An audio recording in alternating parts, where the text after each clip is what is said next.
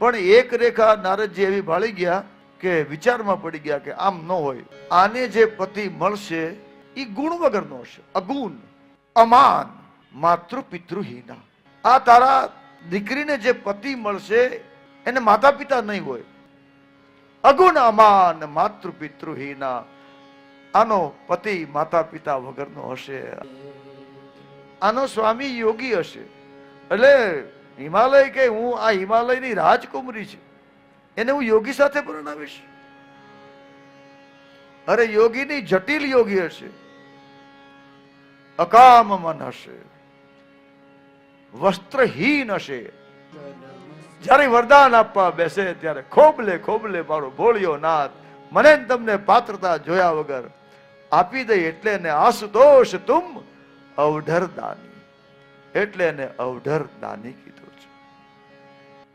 એટલે ઉપાય છે. આ બધા દુર્ગુણ કહેવાય, પણ આ બધા દુર્ગુણ મહાદેવમાં હોવાથી એ બધા સદગુણ બને છે.